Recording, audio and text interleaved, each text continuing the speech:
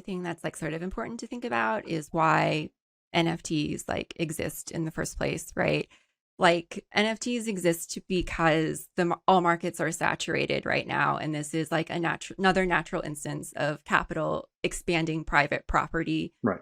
And like what you called it, Jorge, in a previous conversation we had, like it represents like an enclosure of the digital commons, because you know there is the tendency of the rate of profit to fall, right? Line always goes down.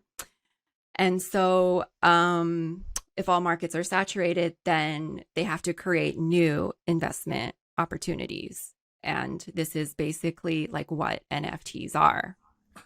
Yeah, and the pandemic was a perfect time for that. I mean, you have a lot of idle capital and a lot of people who may or may not have been bored out of their minds trying to figure out what to do. In general, I think across the economy, multiple forms of gambling just went up, right? Right. People started Mm-hmm. gambling in the stock market. People started gambling with sports. People started gambling with political betting. Like, across the board, you saw like all forms of casino activity skyrocket because people had idle capital and because people in one way or another were trapped at home. And I think NFTs emerged as like I mean, for a few reasons, because they have existed in one form or another before this moment. Yeah. But the real spike comes, this year and last year as part of the ever growing asset bubble and part of the ever growing push by financiers and VCs to find new places to park money because they're not getting proper returns anywhere else. Yeah, and I think an important aspect to kind of to add on to what Edward was saying, I think the first NFTs, I remember them from 2017. They were known as something known as crypto kitties, and I remember viewing them as kind of like a very novel, very niche thing, and it's pretty dumb at the time. I remember thinking, but now that I see it, and people, and a lot of these NFTs are, I still view them as quite foolish and childish, but I view them as quite dangerous because, and Mm-hmm. people should tread lightly with some of this stuff because essentially, if these people get their way, they're essentially trying to create contracts and privatize and create private property of everything online and everything that's possible. And, I think something that is important to note, NFTs are possible. And the first cryptocurrency and blockchain system that has allowed that is something known as Ethereum. Everyone knows about Bitcoin, but Yeah. the second one that's most used is Ethereum, and I view Ethereum much more as a concerning phenomenon than Bitcoin because something that distinguishes Ethereum is that tokens itself are just kind of a way to kind of manage transactions, but in the world of Ethereum, what it's supposed to represent is something much larger. And I think it has to do with the vision of the founder, founder Vitalik Buterin, and like he explicitly said that he's inspired by Austrian economics and views everything as like the ideal society is basically that Margaret Thatcher quote, there is no society, only individuals, and basically an anarcho-capitalist worldview. And baked into the fundamentals of like Ethereum is this idea of known as smart contracts.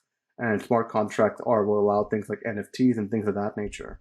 And why I view them as concerning is because smart contracts are essentially using and I view this in a very neutral sense, but the magic of like say algorithms and automation, but to the world of like contract, of using contracts. And essentially why I view that's concerning is to provide an example. Let's say all of us that rent an apartment somewhere or rent a house, what have you. You have someone that's renting it to you. That's the property that you're staying at.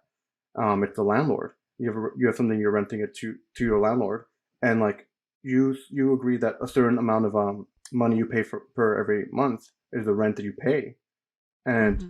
essentially the problem with that in terms of a smart contract as they exist essentially is that you basically the contract you have normally is you pay say $1,000 a month in terms of the rent that you pay. And the world we have now, if you don't pay or you're late one day, and say you pay the first of every month, and say now it's like say January 2nd, you don't pay, you still have access to your apartment. you still have access because you have a key and things of that nature. And then sometimes transactions take time, what have you. It is what it is. What's dangerous about smart contracts is that, say, if we live in a world where, say, smart houses and are a thing where, like, the access to your house is predicated on you having a certain badge or RFID chip or what have you, where you kind of access it through, like, and it requires access to the internet.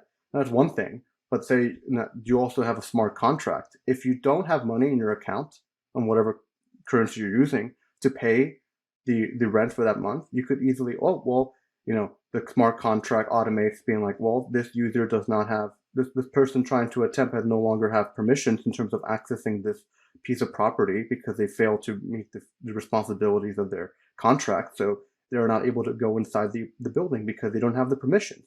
So because you don't have enough money, you immediately could lose access to that.